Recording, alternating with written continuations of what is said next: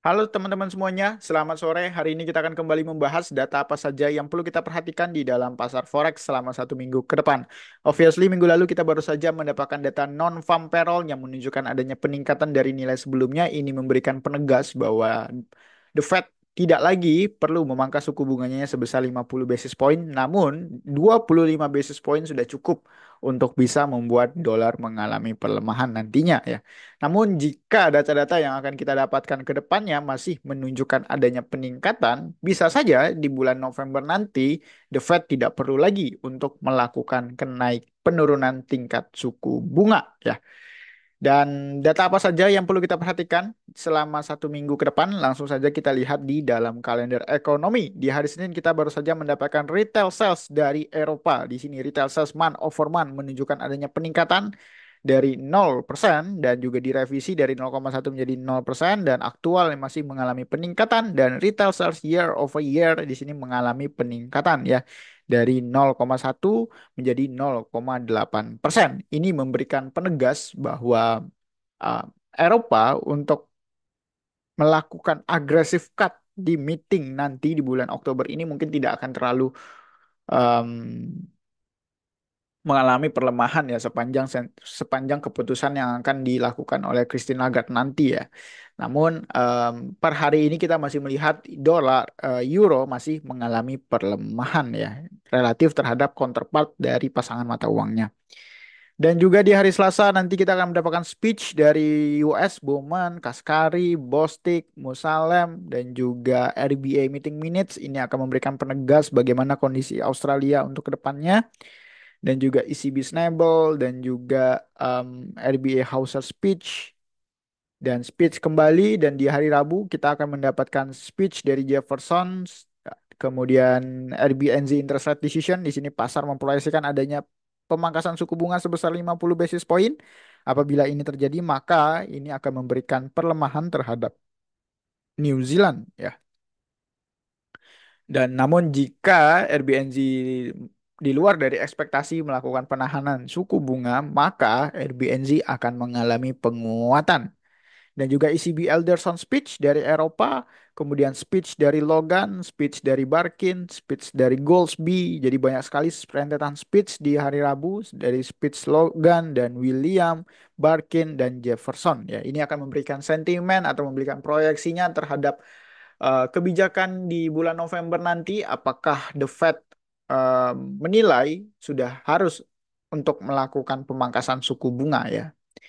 Dan juga di hari Kamis akan ada FOMC minutes. Ini juga kita juga perlu perhatikan bagaimana minutes yang dilakukan atau yang ditulis oleh Federal Reserve untuk kondisi Amerika ke depannya dan juga speech dari Collins, speech dari Daly dan juga main mover kita di hari Kamis itu ada pada data inflasi dari Amerika ya. Di sini apabila nilai inflasi menunjukkan adanya penurunan dari nilai sebelumnya, maka ini akan memberikan perlemahan terhadap US dollar ya. Namun jika nilai inflasi masih mengalami peningkatan, maka dolar akan mengalami penguatan dan memberikan shifting sentimen lagi bahwa mungkin saja di bulan November The Fed tidak lagi harus menaikkan suku bunga. Jadi memasuki awal-awal bulan kuartal 4 di bulan Oktober banyak sekali sentimen shifting yang berubah ya dan perubahannya itu sangat cepat sekali dan hal ini menyebabkan uncertainty terhadap pasar, pasar bergerak ranging, pasar bergerak volatile sekali hanya untuk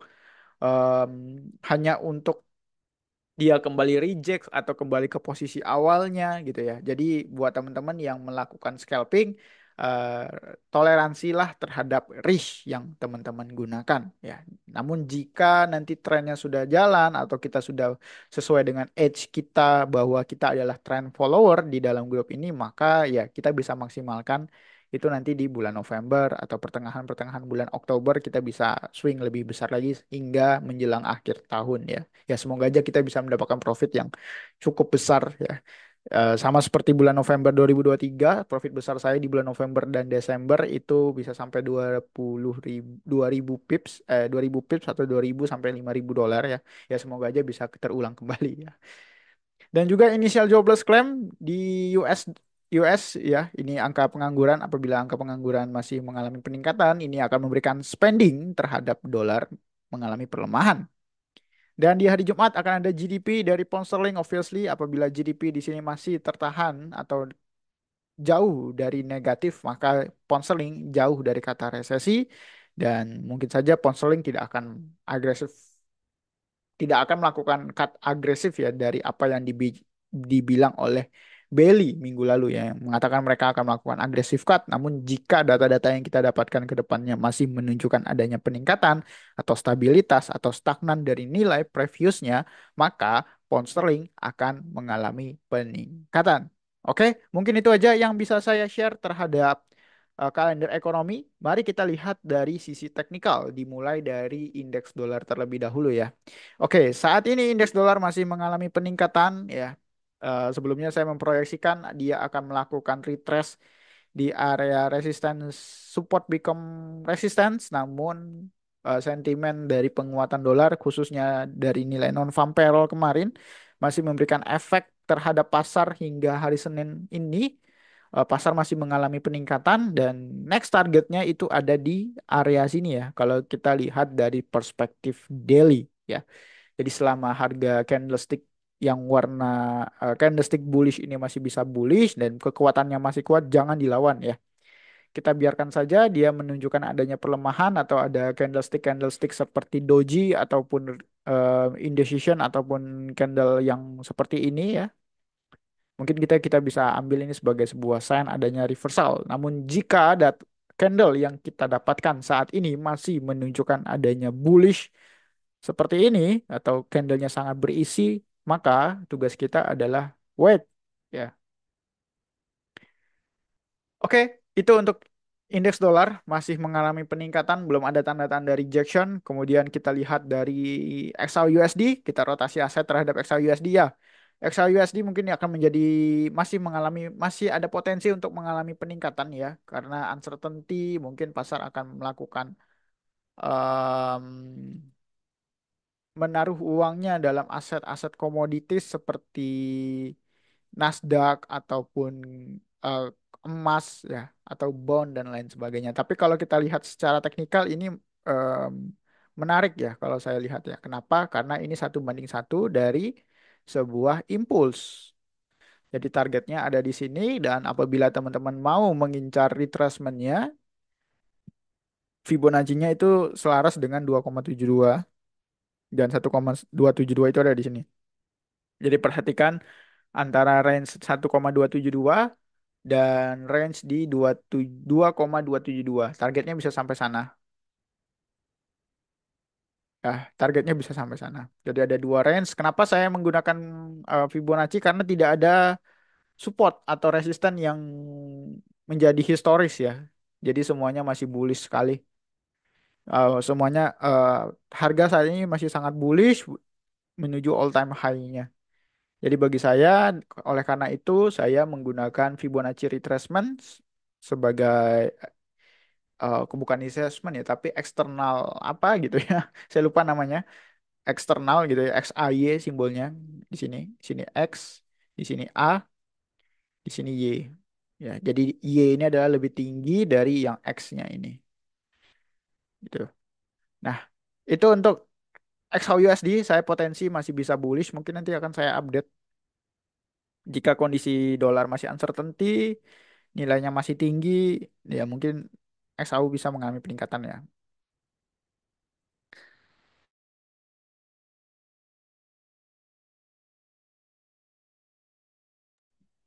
Oke, itu untuk XAU USD kita rotasi aset terhadap Australian dollar.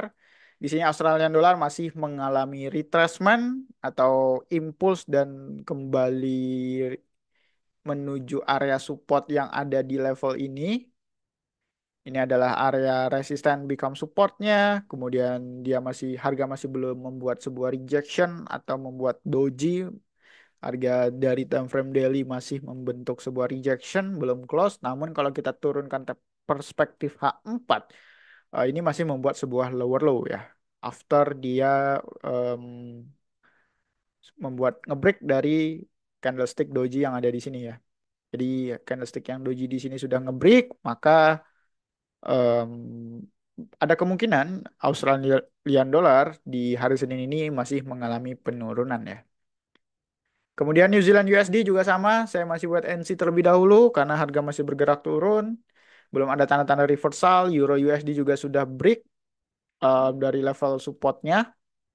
Namun kita lihat dulu ya berdasarkan data retail sales kemarin, data retail sales saat ini masih mengalami peningkatan ya, dan mungkin saja apakah sentimen red cut yang akan terjadi di bulan Oktober ini tidak terjadi ya. Kalau tidak terjadi maka Euro USD akan mengalami peningkatan ya. Namun jika terjadi dan kita lihat juga dari sisi US dollarnya masih mengalami peningkatan dari sisi inflasi ya, mungkin dolar Euro USD akan mengalami penurunan ya. Dan kalau kita lihat dari sisi teknikal, ini adalah sebuah wedge yang sangat besar wedge-nya, atau teman-teman bisa melihat ini adalah sebagai sebuah channeling yang sudah breakout dari level low higher low-nya di sini. Expect dia harus naik dulu mengejar support support Picom resistance, kemudian dia turun. Expect target terdekat ada di sini pertama, dan yang kedua ada di sini.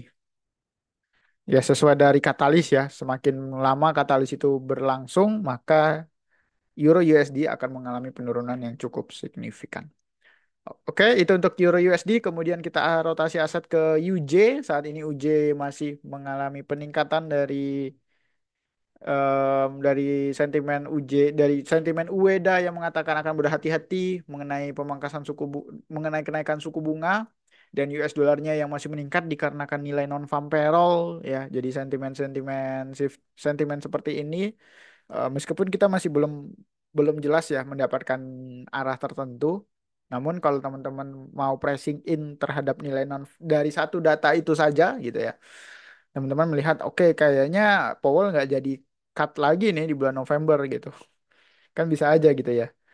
Powell nggak bakal cut lagi nih di bulan November. Bisa aja cutnya itu nanti bulan Desember gitu. Jadi mungkin pasar akan bullish dulu terhadap USD-nya sampai ke bulan Desember. Tapi kalau kita lihat berdasarkan teknikal, eh, saya belum melihat ya.